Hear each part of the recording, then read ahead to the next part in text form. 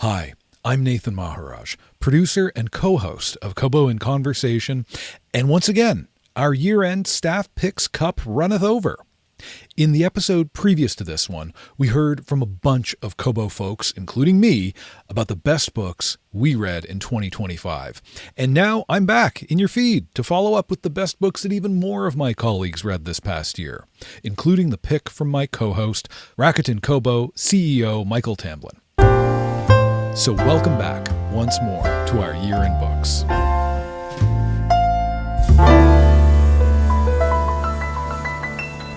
Who are you and what do you do at Kobo? My name is Jacques Vio, and I'm the copy lead on our creative marketing team. What does that mean, Jacques? What's the copy lead? If you've gotten an email from Kobo about a book in the bookstore or a new device or product, chances are I had my hands all over it at some point. So you are our head wordsmith. Yes, you could say that. Well, we'll lobby to change the title because I like head wordsmith. Thank you very much. No, Yeah. I don't work alone. I do have a copywriter as well. So I got a little team. You got a smithy of Yes, that's words.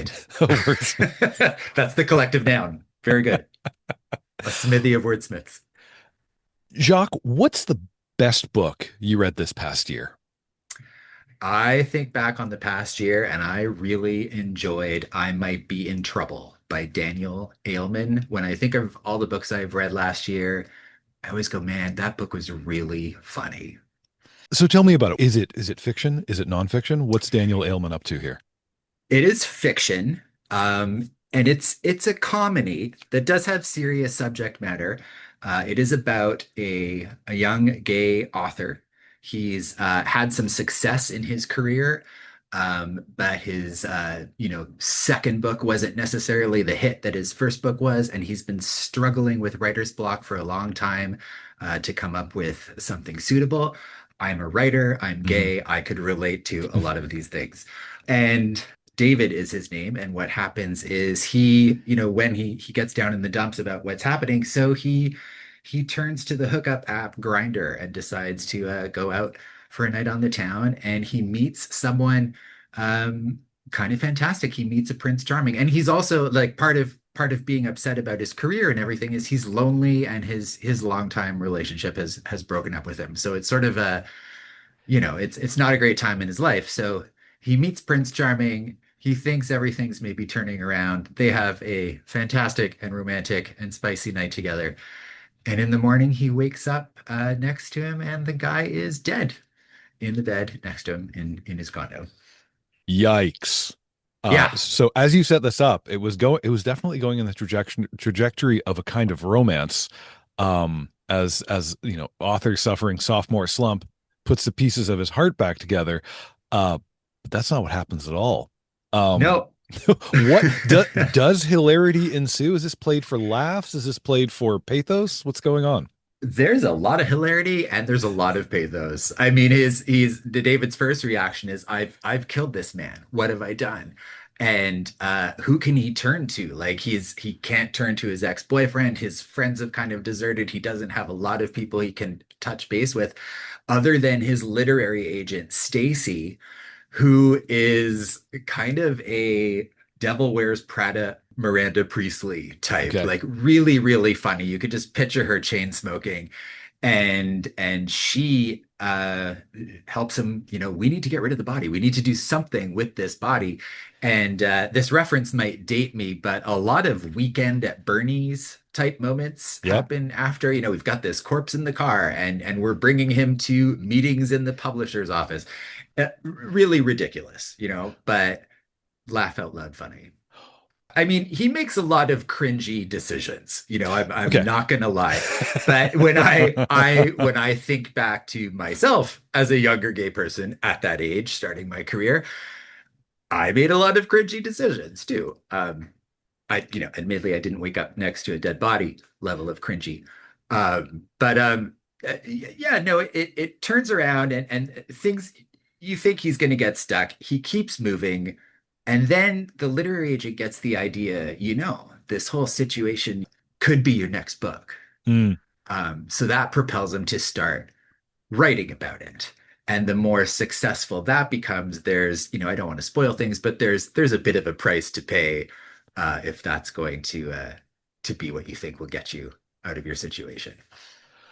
What do we know about Daniel Aylman? Is this his first book? Is this his second book? Do we need Um, to investigate him for possibly uh we don't. I don't think we do. I think it's not his first book. I think it might be his first novel for adults. I think yeah. he's written for young adults before. I listened to an interview with him, and some things that I thought were true while I was reading it turned out to be true. I think he based a lot of the main character on himself. Mm, His name's Daniel Aylman. The character's name is David Alvarez. They have the same heritage. They're both the same age. He I think likes to put a lot of himself into his writing, into mhm. his characters. And I kept thinking, if I were writing a book, this is kind of what I would do. This is sort of part of what I enjoyed the book is because I think if I were to write a book, this might be like something I would do. It felt very relatable, um, both in the cringy parts, both in the nice parts. Yeah. The relationship with his literary agent is really important. Is this kind of a buddy story? Is this a buddy comedy? A sort of a reluctant buddy story at times, like really this is the person I get to turn to.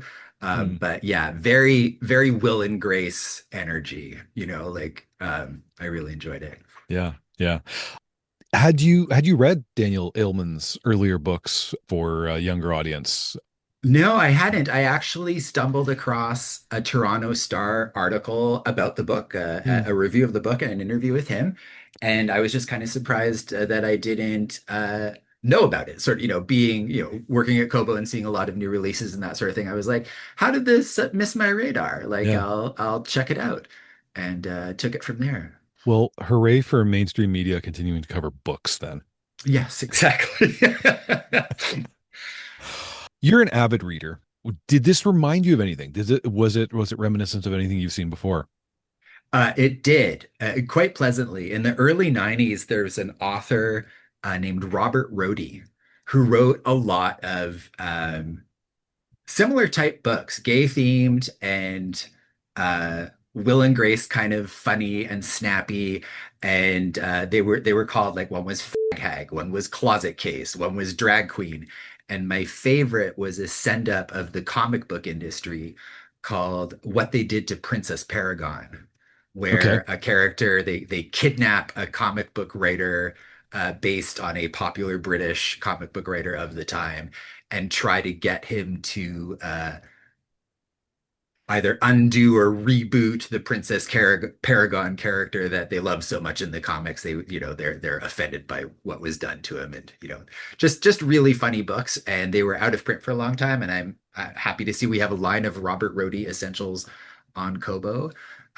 So they Wonderful. they had that same energy as the Daniel Aylman book. So it was like being taken back to being what was 1992.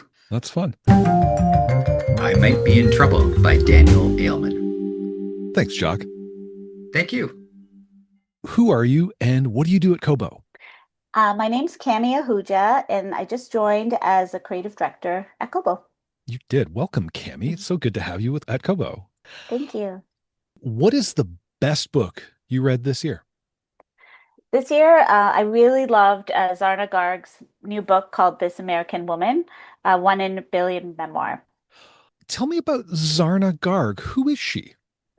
She's a comedian, but why I really connected with her story was because she's a hustler. She's a mom, she's a entrepreneur, and she's always trying new things. How did she get on your radar? I actually follow her Instagram because I find her incredibly funny. I saw her on YouTube and she has a special on Prime that I saw a couple years ago that made me laugh. And yes, I've just been following her and that's how I found out about it. Does this book deliver what you wanted? I mean, if you've come to her through her social media presence as a very funny person who delivers, short form, humor rich content, what was it like, spending several hours with her in this book?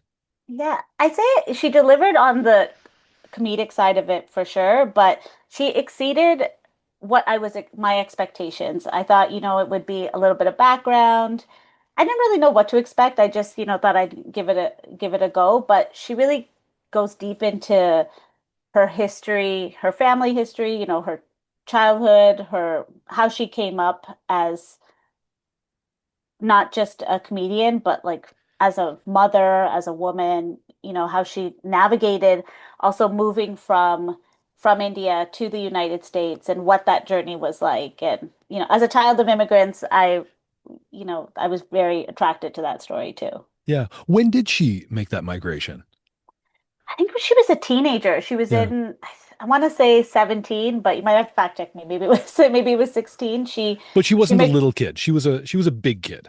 Yeah, she was a teenager, so to her, she talks about her preconceived notions of what it was going to be like to immigrate to North America and then her experience when she got here and how it was, a drive to be educated and to go to school here that really brought her here. And, she loved to study and she loved to learn. And I've loved that too. Yeah.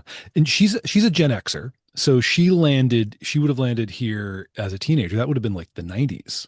I think so. Yeah, I think she's in and around my age, so that also like she's a little older than me, but it did also resonate when she had, some pop culture references around like what it was like to go to the mall and Yeah. things like that. I thought were really interesting, and the jeans and it was such a big thing. Did you miss her voice in reading this? I ask this because a book like this to me screams audiobook. Oh, I did listen to it. I did listen to it as audiobook. I know You that too. listen to it as the audiobook. That's wonderful. Yeah. Did she feel like herself performing in this long form? 100%. I loved that she sounded like herself.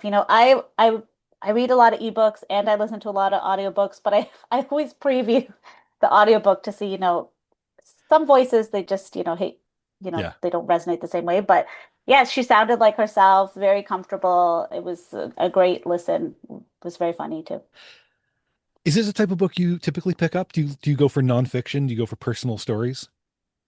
I do typically either like to read about people's personal stories. A lot of female entrepreneurs. I love to read their books. Next on my list is Bobby Brown's new book. So I Mhm. do tend to like that kind of content, but I read a lot of fiction, so it kind of fits in those two categories. Podcasts are often a gateway too to the books that I want to read. Yeah. I've There's a few podcasts I listen to. They'll have different people on there, and it will often cue me to Kobo in conversation is one of them, but Just to plug a I'll show. Yeah. just to plug a show, plug a show. But it does often open like my ears to new things.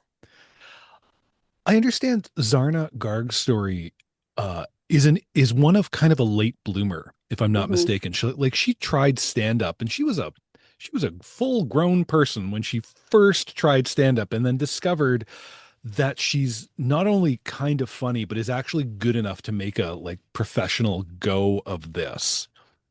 Can you tell me a little bit about reading that story? Is that a story you knew? Did you know how late she was coming to the profession? I didn't know that. I didn't know how many things she tried. She said she had 17 failed businesses.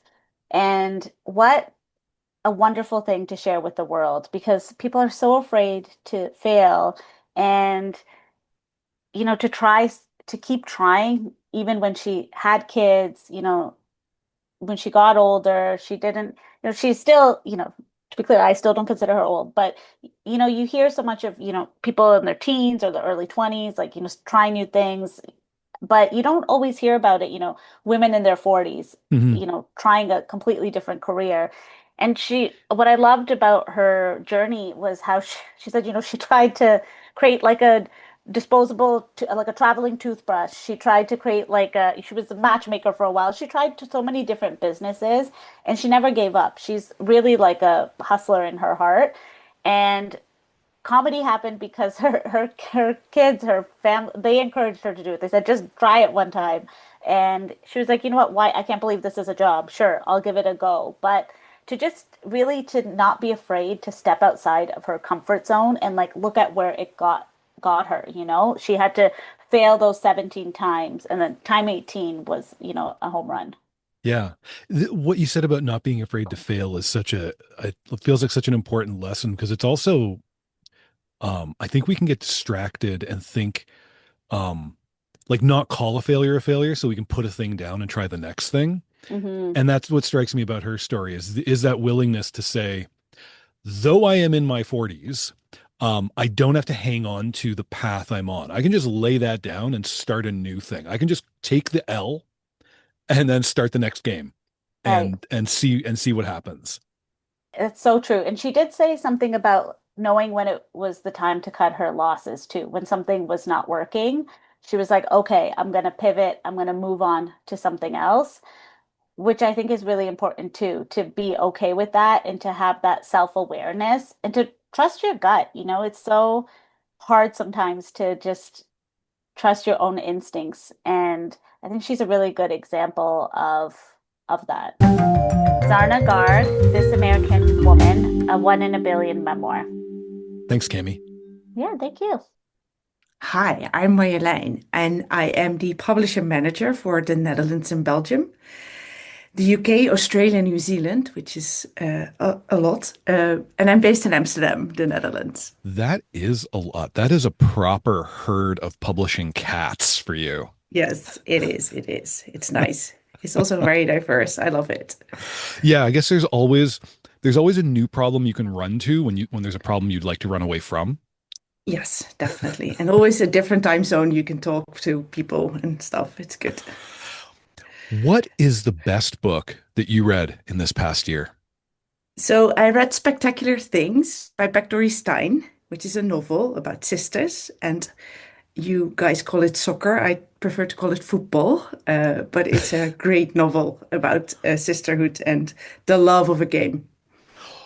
Tell us more about it. Who are these sisters? Where are we joining them in their lives? And where does football or soccer come into play?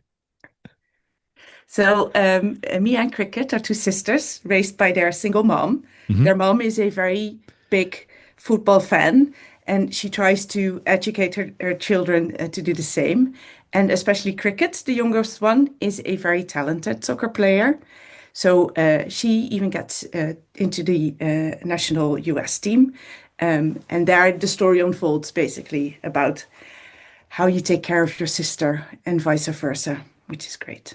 So this is an American story because we did get that introduction Yes. of your international scope of responsibility for Kobo, but this is a book about a couple of American girls, Yes. one of which has big sports ambitions. Yeah. It's it's based on the West Coast or East Coast, sorry. Yeah. Yeah. How did this book reach you? So I've been fan of Dory Stein since she wrote her first book, which are memoirs about her time at the Obama administration, where she found a job on Craigslist and then became a typist for Obama, She which is was the great. White House stenographer, apparently, not just Yes. not just for Barack Obama, but she served under President Trump too. So she has transcribed a lot of talking. Well, she quit quickly, to be fair. Yeah, Yeah. after the new president came in, but and her memoirs were very funny and very great about like running with Obama in the gym during trips across the world. And I've been fan of her work ever since. So I've read both her novels after that. And when this book came out, I thought I should read it. Her first book, her after her memoir, her first novel was Rock the Boat. And you picked that up right away. You were so committed to the voice that you got in that memoir that you were willing to follow her into fiction. Yeah, yeah, why not? If you like a voice, if you like a story, you should try it. And I like that as well. It was a very good novel. Yeah. Yeah. Yeah. So coming back to spectacular things, what's kind of the emotional texture of this book? Because I'm imagining as you're talking about these two sisters, one who is achieving at this elite athletic level, that there's probably some resentment and tension between them. No, so the story is even slightly more sad. Their mom passes away quite early on in the book. So it's not much about resentment, but about having to take care of your younger sister who's very talented, while still managing your own schoolwork and your own life, and how do you build it? And there's always, as always, a twist in the end, where the younger sister needs to take care of the older sister. So it is sometimes very sad. It's not, I didn't feel a lot of resentment, but it was mainly just funny and lovely. And Yeah. and having a sister where you can build on is really something Yeah. that everybody should admire, of course. So it felt good and it felt emotionally true to you. It did. It Yeah. did. Yeah. Is this the type of book you normally reach for? Is something that's going to speak to this kind of intimate emotional connection? Yeah. Yeah, definitely. Especially from like women authors. I like Mhm. those books and I love to pick up those stories while I read. Yeah. Are you a fan? I'm seeing because I'm asking this now because I'm seeing the sticker on the cover of this book, the Reese's Book Club. Um, is that a thing that governs or influences you at all when you're picking up a book? Is whether it's been selected for one of any number of, whether it's Reese or Dua Lipa or Jenna or Oprah? Does that influence you at all on whether you think you might enjoy something? Sometimes I Yeah. tend to read the cover if it comes with a sticker like that, uh, but I do tend to move away from them quite quickly as well. So it just Yeah. depends on what book. Yeah. Okay. Okay. Do you read books about sports normally? Is that a theme that you've dealt with before, where athleticism is a key part of the plot?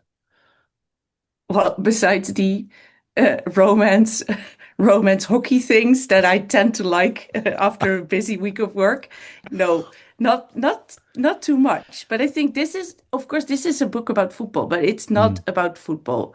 yeah. It's more about family and everything else than it is about football. Yeah. Yeah. Is there a scene or a detail that you'll take away from this that you think of when you think of this book? So they grew up with their mom, like their single mom, like small budgets, not a lot of money. And at one point with the three of them, before their mother passes away, they go to the World Cup in France, in Paris. They travel there for 36 hours. And I really remember the World Cup in France. That was like one of the first ones I really remember myself as well. So it was really lovely to see like the mom and the girls in that stadium in Paris. That was really something that struck a chord. Yeah. Yeah. Spectacular Things by Backdory Stein. Who are you and what do you do here at Kobo? I'm Nimod. I am the CTO here at Kobo. And Nimod, what's the best book that you read this past year? Why Fish Don't Exist by Lulu Miller. Tell me about this book. Tell me about your impressions of this book. I read it years ago, but I am so excited to hear what you thought of it. It's an odd mix of genres. It read like a biography, but there was some science history in there. And somewhere in between, it turned into a murder mystery, which was really, I did not know that about David Jordan. But yeah, it was an existential look at one's life.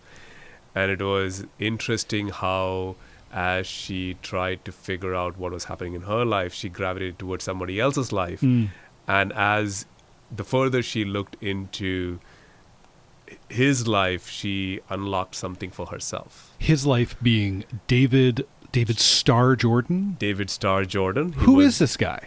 He's a taxonomist. He spent his life categorizing fish and looking into building a tree of life, if you will, as to where different fish evolved. And somewhere along the way, what he hypothesized and theorized was what we call fish don't actually exist. What does fish not existing mean? I think in the British show QI was the best quote, and what we can use as what this means is just as all things that fly are not birds, all things that swim are not fish. But for us, they all look the same, right? They all breathe underwater. They're different enough that we've kind of just used the same generic word. But when we look at evolutionary tree itself, all things that swim do not come from the same place. And things that are on land might be more closely related to a thing that is swimming than all the things that are swimming to each other. And so Lulu Miller's investigating this ambitious project from a long time ago by this person. What's she bringing of her own biography into this study? I think what she was fascinated by was David Jordan's almost single-minded pursuit into trying to figure out what is happening in that space under the ocean. What drove him? How did he find... He had many setbacks as she digs into the history. He had many setbacks, but with every setback, he doubles down on his investigation. And I think she really wanted to get to the root of what drove his... where did he find his strength? And I think where she related to her own life was she was going through a lot of troubles. And I think she was trying to get to a source of... Well, where did he find his strength, and can I use that same space to derive strength? Yeah. What's going on in her life in this book? What's she talking about? Well, she is having a lot of relationship problems. I think she is trying to find where she belongs, both from personal perspective, professional perspective. I think she's just in a place where she is trying to figure out, well, where did all of her relationships drop? Trying to find the love of her life, if you will, and also trying to figure out where she wants to place herself professionally as well, and looking at what other people deem to be successes and why is that not happening to herself. And Lulu Miller is presently, her job is she's quite successful. She's a co-host with Latif Nasser, shout out, son of Meadowvale, represent, co-host of one of the most popular podcasts in the world, Radio Lab. Yeah. Did you know her work before you jumped into this book? No, not at all. I think one of the reasons why this book made it to the top of my list, if you will, was this was actually a book that my girlfriend picked. We decided to read this together. After we read The Emperor of Gladness, which was a very sad book. And so she wanted to pick a more uplifting book, and one of her friends suggested this book, and I had not heard of Lulu Miller. And part of why I enjoyed it so much is because we both loved it, and we both got to talk about it. I knew that fish as a concept is more of a linguistic concept than a scientific concept, which my girlfriend did not know. And as we got through the book, obviously there's more to it, and we enjoyed discussing the book afterwards. And I think that made the book a little bit more, I enjoyed the book. A lot of the enjoyment of the book also came from the fact that I enjoyed discussing it with my girlfriend as well. And after I messaged you about the book, you told me that about Lulu Miller's actual role in Radio Labs, and I looked her up afterwards. I was a fan of hers before I picked up this book. I picked this up because I was interested in spending 5-6 hours. It was the audiobook that accompanied me to the playground in 2020 when I was trying to get my kids to get some fresh air and exercise without succumbing to whatever the hell this new disease was. So I was very much in the mind thinking about evolution, thinking about the things that get in our way, right? How we overcome, how do we make sense and order of the world. I didn't know I wanted that, but I figured it out once Lulu started talking to me about it. That is.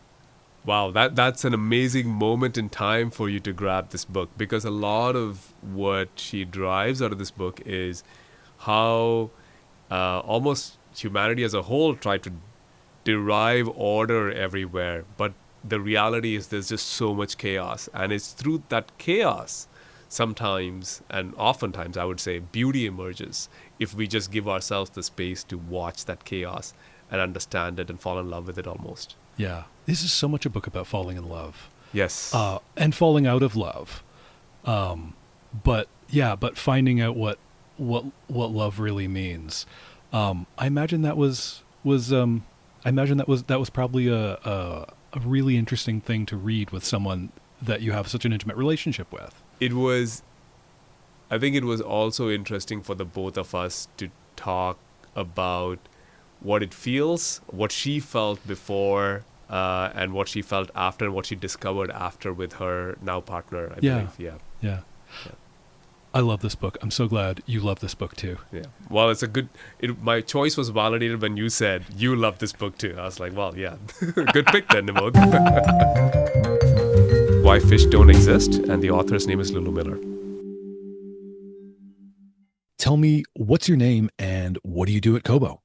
My name is Nicole Callahan, and I am a recruiter here at Kobo. So hiring for all the things. That's good. We got a lot of things to hire for. We do. Yes, very much so. Nicole, what's the best book you read this year?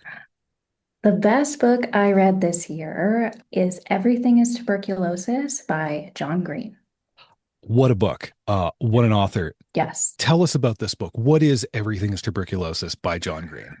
It's a book kind of about everything. It's about how tuberculosis is, I think, more in our present history than people realize, and how much still it affects us in our everyday lives and affects those that don't really have access to a certain type of care. And it's not just a disease that our great grandparents had, very much a disease that affects a lot of those within poverty and capitalism and disease and all that fun stuff. So yeah, it's quite an adventure to read for sure.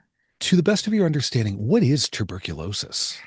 Yeah, I know that tuberculosis is a disease that affects a lot of things. I think back in the day, John in the book was saying it was called consumption because Yep. it essentially consumes your whole being. It affects not only your lungs, but it destroys really your body as a whole. So it just makes it very much difficult for you to live and survive. So it is a all-consuming disease. This is the disease of Victorian literature, of the coughing Yes. into the handkerchief and it comes away bloody. 100%. This is that disease. Yes. And one that we probably know from, even for myself, I think my dad would not be happy about me getting this wrong, but I'm pretty sure in my family, at least 2 people died of tuberculosis. And it's not a fun way to go. Very painful, pretty all-consuming, and definitely something that I think most of us probably have heard before, but Yeah. maybe didn't know the whole context about what the disease actually is. How did this book get on your radar? How did you decide to pick it up? You know, I've been a John Green connoisseur for quite some time. Definitely was a big fan of all his fiction work over the years. I'll just point out for the reader, Yes. John Green is the guy who wrote The Fault in Our Stars, Yes, among yeah. many other YA novels. He is a very popular YA author, and that's how most of us got to know him. But please go on. Yes, yes. So I would say most people know him probably from The Fault in Our Stars, as you mentioned, which turned into a really big kind of phenomenon at the time. But he's done quite a bit of YA fiction, Looking for Alaska. And he also has a very popular YouTube presence. I used to watch him and his brother Hank Green, Vlog Brothers. They would do this series over the years, also called Crash Course, going into historical topics. And I've always kind of admired him. I know that he has been pretty public with his struggles with anxiety and with OCD as well. Yeah. So when I heard he was doing this type of book, it kind of made sense, given what I know about his public persona and what kind of he's been struggling with over the years. But yeah, I've never really pictured him as a nonfiction writer, but I was super curious and I just really wanted to see what he could do in that realm. And he really impressed me. I wasn't kind of expecting to be this blown away about what, he could do with this sort of topic, but it was, I think I honestly read it maybe in one sitting. It was that good. Wow. So tell me, if you remember from that one Yeah. sitting, what's a standout example of how tuberculosis is still with us?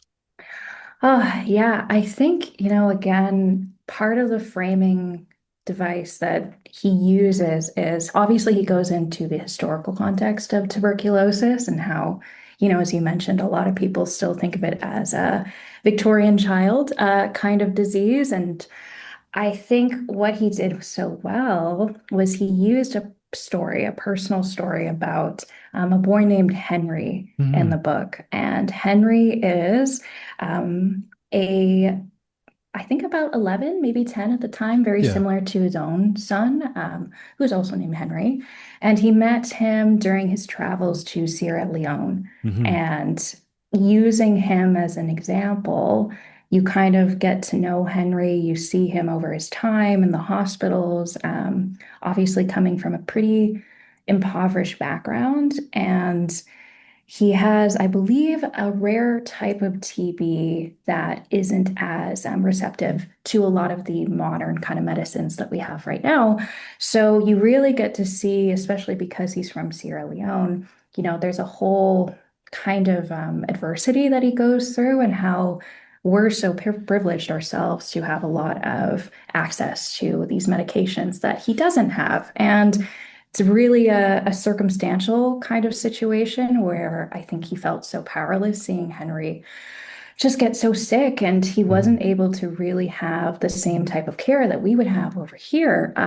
And looking at that circumstance, it really helped to paint that picture of how, lucky we are and how much this is a global health crisis. Because, yeah, it takes so much more for Henry to even get half the amount of care that we usually have access to in North America. So, yeah, that was really hard Yeah. to read. And I think he even mentions a line in the book where it's like, like biology has no moral compass. It doesn't even know about evil and good. And that really stuck with me just because he's really going into a lot more about, how TB is linked to race and to poverty. So yeah, it was a lot to Yeah. read, but it was very effective, all to say. Yeah. John Green's got a big heart. He does. And he's a good writer He on is a top of good that. writer.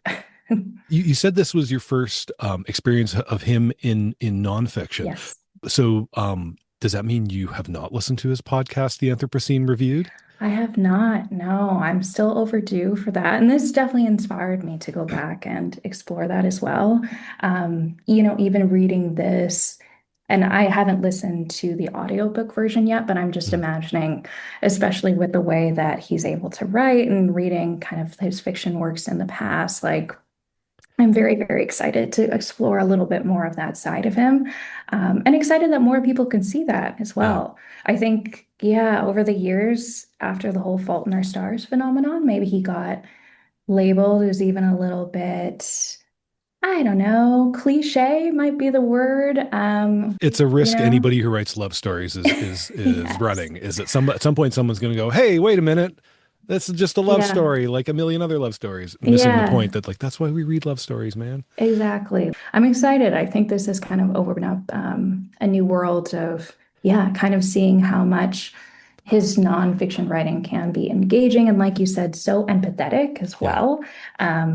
Yeah, that even the tough kind of facts here feel meaningful, and it's full of those profound kind of insights. And it's ultimately, I would say, a very hopeful call to action. Hmm. So that is also really nice to see as well.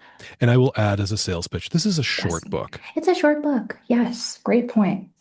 Doesn't take that long to go No, through it's it. a Saturday afternoon and not a hurried one. Yes, even with heavy subject matter as Yeah. well. So this is Everything is Tuberculosis by John Green. My name is Tara Kremen, and I'm the director of Kobo Writing Life, which is Kobo's independent publishing platform. It is a service open to the world, and the world shows up and they publish books straight into our store. Sure do. Tara, what's the best book you read this year? Mood Machine is my pick, which is with the subtitle The Rise of Spotify and the Cost of the Perfect Playlist by Liz Pelly. Tell me about this. This sounds like a juicy work of investigative journalism. Yeah, I found this book really interesting because I feel that changes in the music industry tend to reflect changes that come in books and publishing. Mm. And though this book is just focused on Spotify, I like to keep an eye on like the music industry in general. So Mood Machine is a bit of an expose about Spotify. It goes in depth on how and why the company was created and about how it became the leading music streaming service that it is now. And without giving too much away, as I think that everyone that streams music should read it, the most interesting part to me was about the behavior of the listeners, how Spotify shifted to accommodate that, and how the music being made now is changing as a result of Spotify listeners over time. They talk a little bit about like passive listeners. So those who choose music based on what they're doing. So like mellow morning vibe playlist, classical music to cook to, chill dinner party, stuff like that. And as an avid music listener and playlist maker, I'd Mm. be lying if I didn't find that all a little bit horrifying. But I also find it really fascinating. It's like this idea of like a passive listener.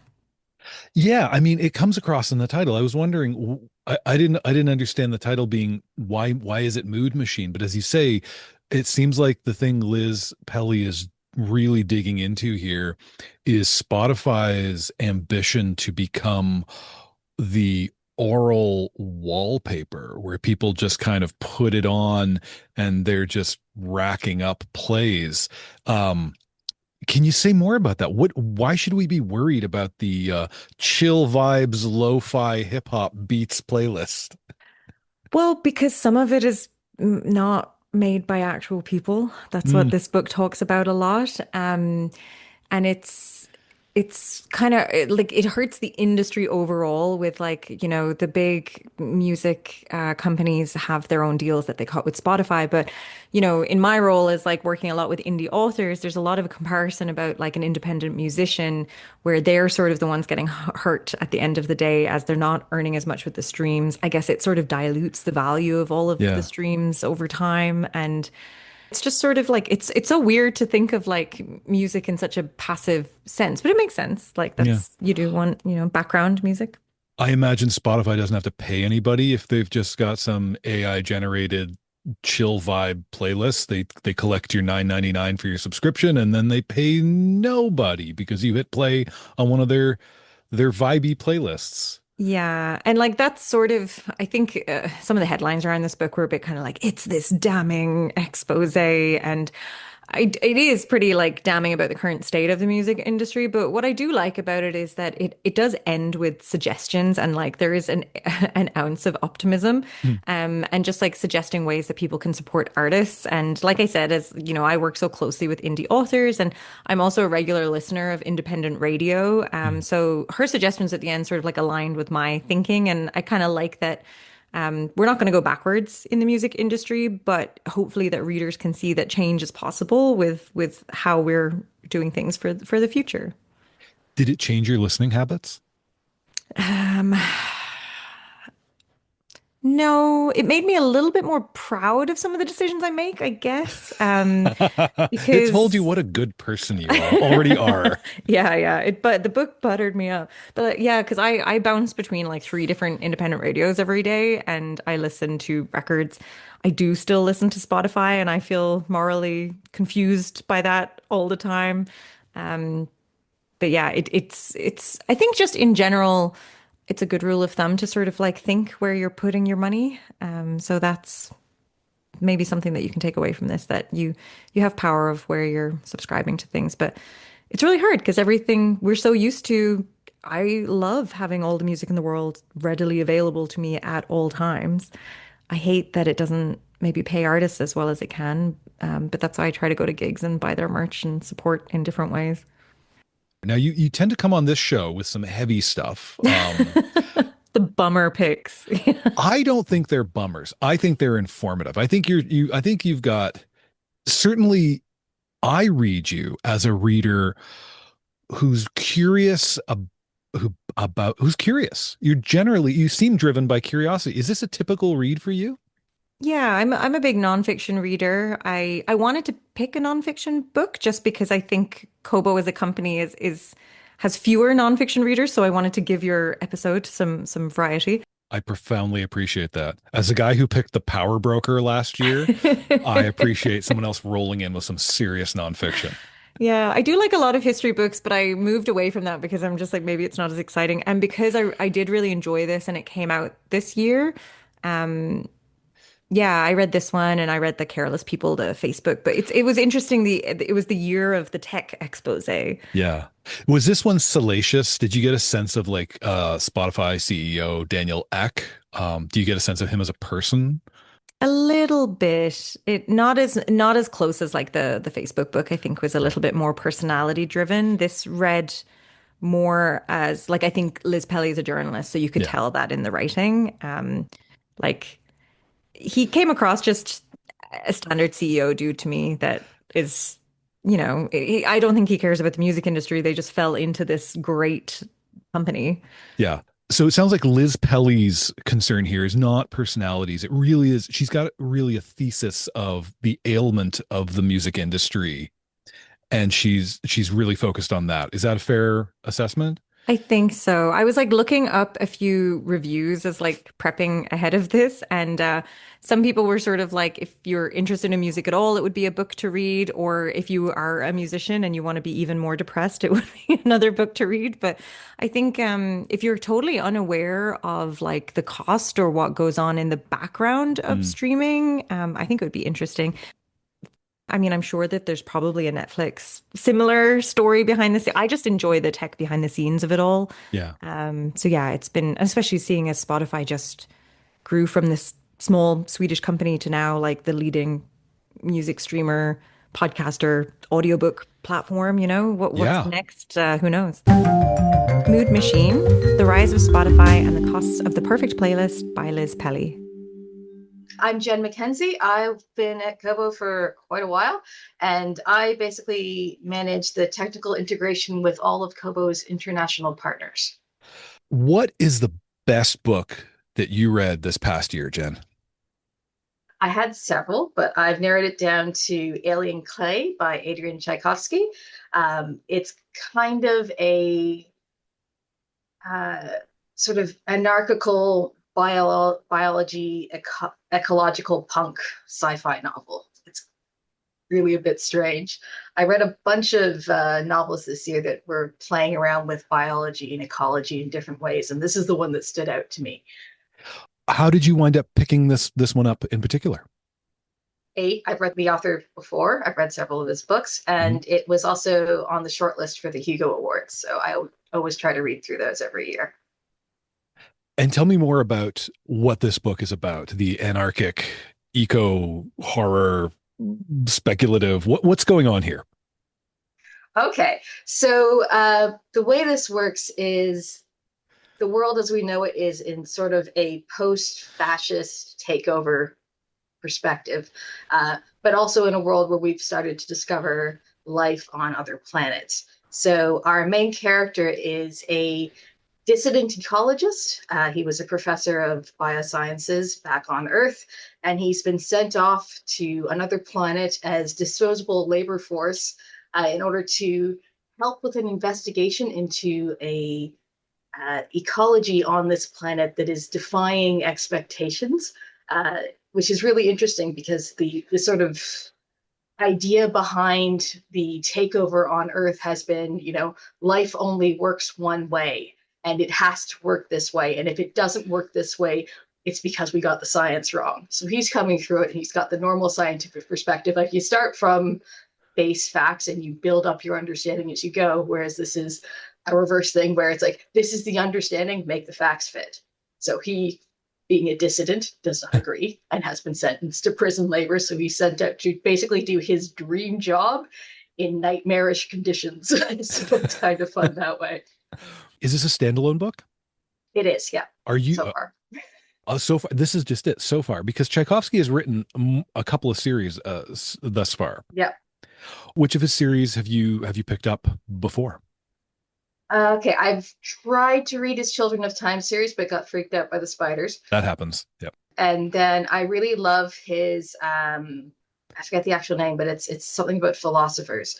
And it's this crazy sort of more fantasy world thing where you have um the a sort of Roman Empire of ideas taking over various more magical societies near them and redefining what is correct thinking as they go along. So he does a lot of this idea stuff, and I find it very interesting. It sounds like he loves playing in this the ideas and power seem to be themes he Yes. likes to play with. I'd say it's also about being someone who thinks different from the norm and how you work that out, how you find your place in the world when everyone else in the world disagrees with you fundamentally, which can be interesting. Is this a scary book? I'm asking because as you describe it, the first thing that of course comes to my mind is Jeff Vandermeer's Southern Reach trilogy, which those are creepy books. Does this feel like that at all? There is a certain amount of body horror involved. So there is ways in which the foreign ecology of this planet uh, interacts with human ecology in interesting and slightly freaky ways. So I wouldn't say to read it if you have a weak stomach. But if you're willing to tolerate that sort of thing, it's pretty cool. So I'm trying to get a profile of you as a reader here because you've already admitted that Spiders put you off of one of his series, that you threw away the sunk costs of having read as far as you did because Spiders showed up and that was the end of it. But this sounds like a book that could put off a lot of readers who have different icks about them. As a reader, are you drawn to things like body horror, ecological, speculative horror, that kind of stuff? Or did this just show up for you? I like speculative stuff in general, so I'm always interested in books where it's a different mindset. So I've read several books where you're reading from the perspective of a hive mind or from the perspective of an AI trying to understand humans, which can be fun. Um, I wouldn't necessarily say I'm drawn to horror, but I don't run away from it either. Mm, So it's the perspective of the monster is something I find fascinating. yeah. I just have a thing about spiders. I tried really hard. They were a main part of the story. I just couldn't deal with it anymore. I was feeling itchy everywhere. So, yeah. There's a long, proud legacy of readers who bailed out of Lord of the Rings when Shelob shows up. So that's fine. You're in good There. company. I do like Shelob, so Did you listen to this? Do I understand that correctly? This was an audiobook read, yeah, quote unquote, for you? that's right. I listened to it as an audiobook. The narrator was a great voice for the main character and did an amazing job of it. How often do you go to fiction through audio? Quite frequently, I'd say when I'm reading books, it's probably 50 to 60% audio. Mainly because I'll listen to things while I'm doing chores, while I'm running errands, all of that sort of fun stuff. And I can do three things at once if I'm listening to an audiobook. So that's always fun. When you previously read Tchaikovsky, was it with your eyes or with your ears? Both. Oh, okay. Yeah, I've picked up ebooks, I've picked up audiobooks. It's I'll tend to go audiobook for longer stories, oddly enough, but ebooks I find if it's a short story, I prefer to read them. Hmm. I'm now getting an image of you as we abandon the earlier Tchaikovsky book because of Spiders, that it's no longer you casting an e-reader across the room, but yanking headphones out, Very much so, yes. hurling earbuds. And shuddering because spiders. Spiders, yeah, yeah. For someone to enjoy Alien Clay, do they need to be steeped in speculative fiction? Would you perhaps even recommend this to somebody who doesn't read a lot of speculative fiction at all? I'd say it's good for people who are maybe lightly interested in science fiction. Yeah. If you find the idea of what is life like on other planets an interesting question, this is a great book for that, as long as you can deal with a little bit of body horror. If you're looking for romance or something like that, this is not the book for you. This is more a book about scientific facts and interesting questions that way. And a little bit of political thriller. So if you Yeah. want that sort of political, as I said, this is a bit anarchic. You're working within a fascist society, and the good guys have lost. They lost years ago, and they're dealing with the after effects of that. So it could be interesting from that perspective as well. And if you are a biology nerd, this one might be kind of interesting. If you're an archaeology nerd, this one might be kind of interesting. So it's from those perspectives, it can be a little bit of fun. Well, it's interesting you frame it that way too, because we are living at a time where, the U.S. government is defunding scientific research in just about every field. That seems to be an administration uncomfortable with how scientists go and like find stuff out, whether we wanted to know whether we wanted the facts to land a certain way or not. Yeah. This certainly seems timely in that respect of like, okay, let's play this out. The way good speculative fiction does is like, okay, so this is how things are going to be. Well, what if it kept on being this way for another 70 years? Yeah.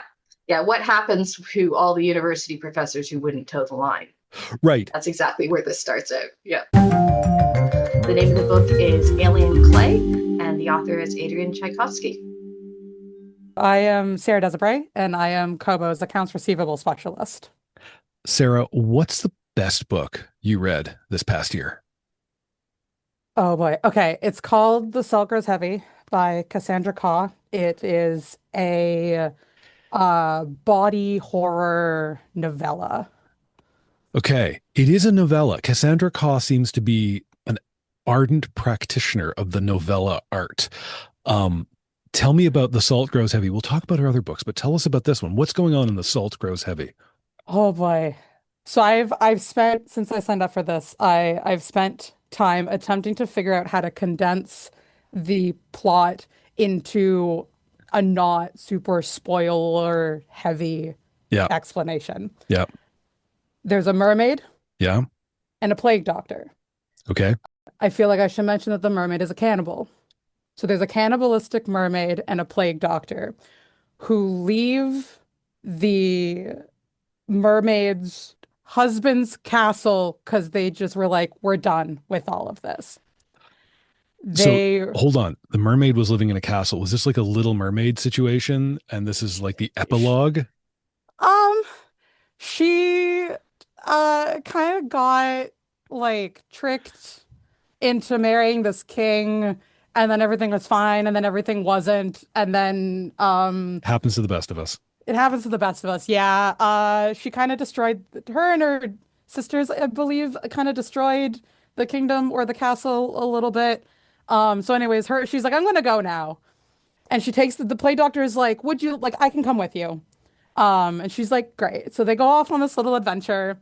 They run into a bunch of children attempting to kill another child in the woods. The plague doctor stops this, and then the kids are like, hey, you should come back with us. And the kids lead the mermaid and the plague doctor to this, like, all I can describe as like a cult compound in the middle of the woods. And then things get gory from there. Oh, wow. Oh, wow. Oh, this sounds unhinged. And it is. I am so intrigued.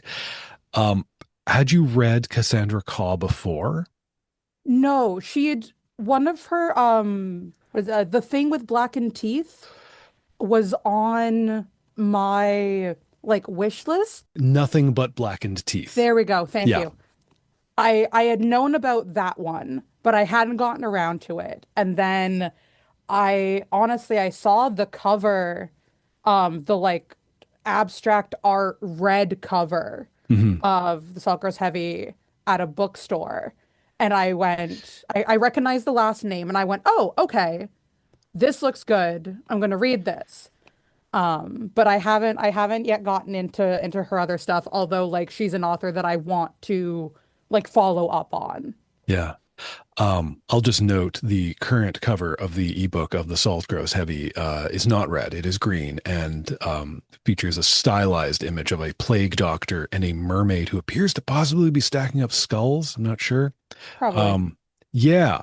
Yeah. Would this properly be considered a work of horror? Yes. Yeah. Okay. Yes. I like reading horror. I find that a lot of horror that I've read is not horror enough. This is one of two horror books that I have read in my period of horror reading that has actually like creeped me out, like Okay. given me like a visceral reaction. When you say that you've been looking for something that you had that the books haven't been delivering on, that they weren't horror enough. What does that mean? What's happening that's not quite happening in books, other books that you were reading? Horror is an experience, and there's a certain experience that we can get from watching a horror movie. You have the audio cues, you have the jump scares, you have the understanding of the visual tropes. And in a book, it's a little more difficult because you're relying on the written tropes that people can pick up, and you're relying almost entirely on like writing style Hmm. and whether or not that sort of writing style and the pacing and the like character development can hit what creeps a reader out. And Cassandra's writing on this novel, because I hope her writing style is the same in other books, but her writing style in this novella is I can't say I've ever read anything like it. I read it and I went, "Oh, this is what Litfic wishes it sounded like." Hmm.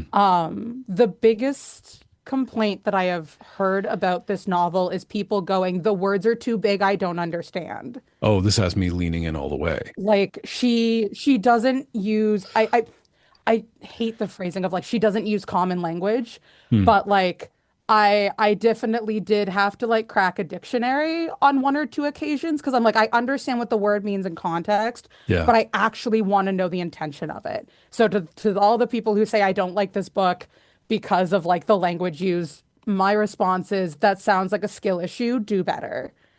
Hot take, but I'm right with you there.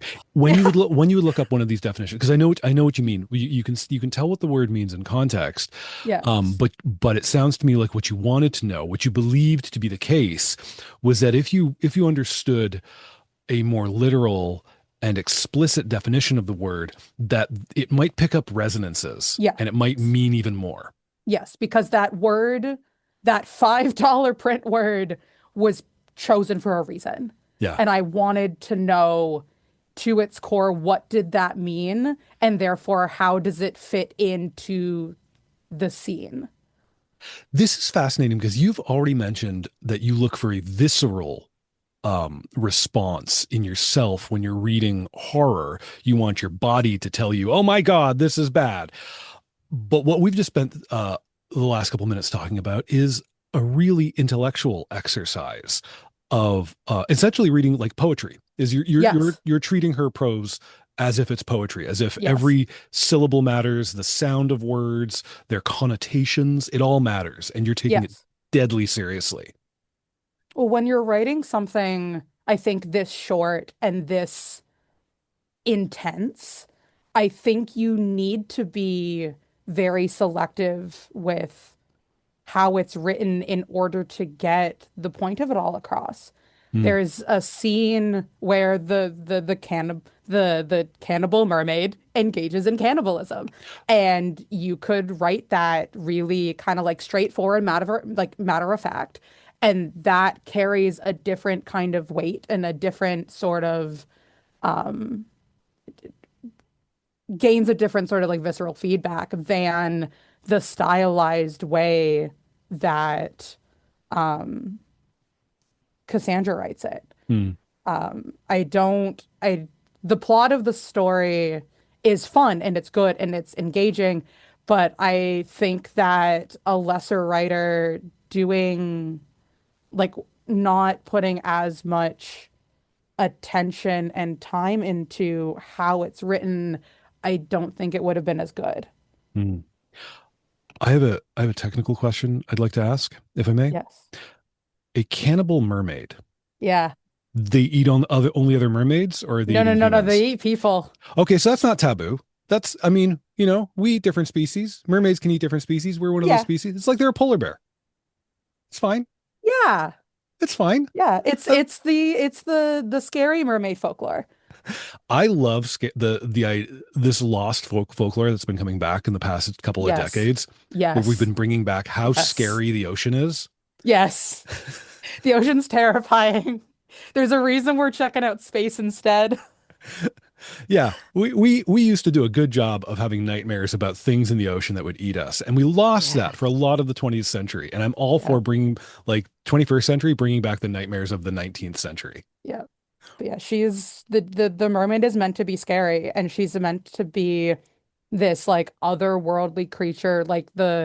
She tries to initially like hide her true nature from the people they run into until I can't remember if they catch her or if she's just like, okay, we're not playing anymore. But yeah, she's not to be trifled with. She's scary, but in a way that we're scared of polar bears. Like, she's not scary because she's trying to be a villain. She's scary just because of what her nature is and what that means for everyone else around her. I'm hooked. I'm going to read this one. And when I make that commitment for full length novels, it's often hollow and I feel bad about it, but I can do 80 pages. That's what this says. I can absolutely, this is an evening. This is gonna be one scary evening for me. I have read this book 3 times. I have read it in print initially, and then I listened to the audiobook, which is fantastic. And then I bought it as an e-copy, mostly so that I can highlight it, which probably means the entire book will be highlighted. But in different colors, maybe. In different colors, yeah, because you can do that. Anyways, every time I engaged with it, I did it in kind of 2 stints. The first time I read it over a period of time on like a Saturday afternoon, and then I'm like, oh, okay, I need a break.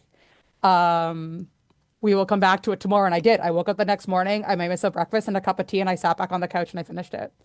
I love it. The book is The Salt Grows Heavy by Cassandra Khaw. Thank you, Sarah. This sounds amazing. It's so good. I love it. The minute I finished it, I texted a friend and I went, you needed to read this yesterday with me, so you're going to read it today. And she's like, I am. And she downloaded it from the library and read it and went, okay, 1, I can understand why you love this. 2, I can understand why you correctly assumed that I would love this. And I'm like, yes, yes. You are like a cannibal mermaid, but what you eat on land is other people's leisure time. Yes, yes, yes. I love sharing. I have a lot of opinions and I'm very passionate about a lot of things, usually about like media and books.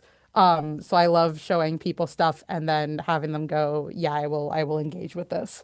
Well, this has been the longest closing of this series so far, but thanks, Sarah. No problem. Thank you, Nathan. Who are you and what do you do here at Kobo? I am Michael Tamblyn, and I am CEO of Kobo. Best job in the world. Well, what's the best book you read this year? Okay, this was hard, but unlike previous years, I'm not going to try to jam 2 into 1. I've got one standout favorite, and it is A Truce That Is Not Peace by Miriam Toews. A guest on this show. In fact, the last episode that went out was your conversation with her. I know. I was so excited because I love everything that she does. You know, women talking, all my puny sorrows, complicated kindness. Like, she's one of those people who, for me, just cannot miss. So you would have read this book even if we weren't going to talk to her. Yeah. What struck you about this? Because this was not standard Taves, was it? This is a work of nonfiction and a really interesting and unusually structured one at that. It is. And so it was kind of like one previous book of hers. Like, she's done one other work of nonfiction called Swingalow, A Life. And in her nonfiction, she's really going into the relationships of her family, her parents, her sister. And in this case, the kind of a through line through the book is a series of letters that she wrote her sister as a part of a compact that they made, where Miriam would keep writing and her sister would try not to kill herself. And that really is like the spine of the whole book. You know, this is a family story where both a father and a sister have both committed suicide. And this very real, almost like actuarial pressure that this puts on the author. Is this something that's in your family? What kind of madness is your madness? But also her quest to know her father and her sister and to understand how they got themselves to a place where that made sense. The way you describe it now sounds heavy and fraught, yet this book is neither of those things. You laugh all the time. And it's one of the things that we talked about in our interview is, how do you approach these, incredibly weighty, sometimes painful topics with so much humor, and that's just like threaded through her family. And the book is also very fragmented. It's quite stream of consciousness. The book is like, how all of our brains are when we're trying to get big things done in a busy life. There are distractions. Weird things happen in your home. Kids and grandkids need things. We have ideas for projects that are more interesting than the projects that we're having to work on. It's like, I could be working on this. And then people ask us annoying questions. And the thing that sort of kicks off the book is the organizers of a literary festival in Mexico City who asked her what seems like a supposedly simple question: why do I write?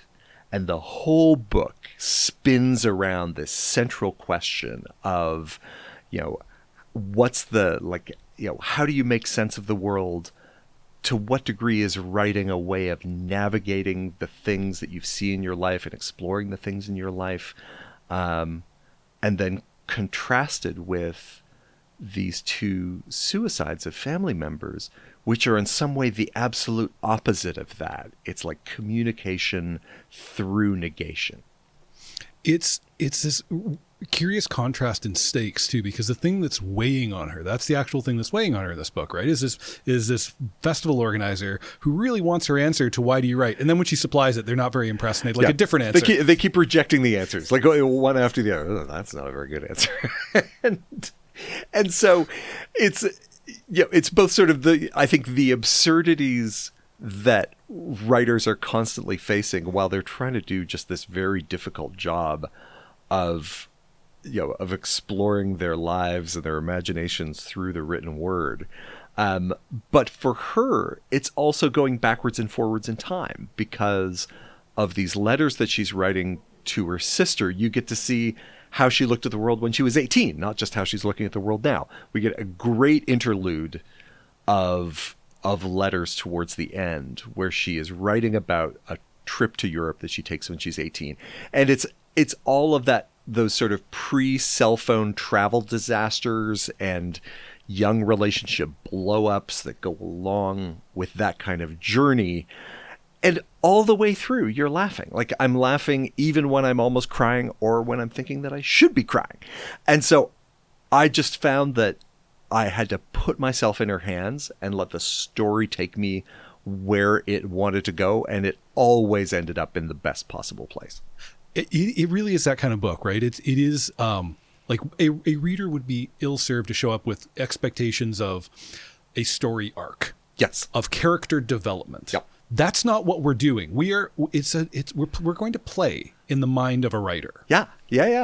And in some ways, you kind of think of nonfiction as the less creative of the two buckets, sort of fiction versus nonfiction. But in a way, being able to talk about her experiences and her exploration of her family without having to do like a plot arc and a character development and a resolution, like, it's just her and what she's experiencing and how she's going through it and how she tries to express that in writing. And I feel like I'm overselling it a bit, but I'm not. It's a really good book. You should absolutely read it. Totally. And that's kind of all there is to say about it too, because it is that kind of book that, like, my wife asked me, like, what are you reading? And I was like, the new Miriam Taves. And she's like, what's it about? And I was like, no, like, I can't. And that's when your partner's like, oh, please get over yourself. But it's true in this case. It's very hard to describe. It is true. So you did get to talk to her. I didn't realize when I was booking that I was like, that I was approaching bucket list material for you. Yeah. That was not clear to me, but it became very clear to me very early in that interview. Yeah, as I was like completely nerding out through that whole interview. It's true. Yes. Is there any question you didn't get to ask that you would want to ask her if you had another shot? No, it's funny because the book is both private and revelatory at the same time. It's like she's opening up these doors in an advent calendar. Like you're seeing these little windows in, and then closing them again, and then opening up other ones, and by the end of it, like you don't want the whole story. Like what you want is is these little glimpses and how they're arranged and how they're put together and how she how she strings them all in a row becomes the thing that's so good about it. And I mean, very different from, take something like Women Talking, where you have something that is taut and this very like muscular fiction that has like these really serious themes running through it and these very strongly drawn characters going through it. And so you get to set that on one side and then kind of see the mind of the person that pulled that together at the same time. So just a great experience. I agree. And I get to cheat a little bit because I love that book too. A Truce That Is Not Peace by Miriam Taves. Thanks, Michael. Thank you.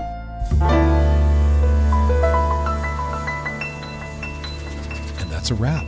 An actual final wrap now on the best books we at Kobo read in 2025. Thank you for joining us.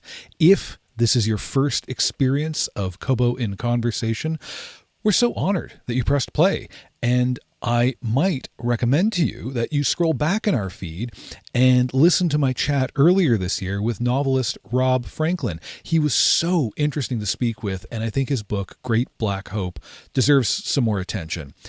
That conversation is also more representative of what you get in this feed year-round, so check that out. But we'll be back with new author interviews in a couple of weeks, so hit that follow button, and we'll see you soon. Thanks for listening.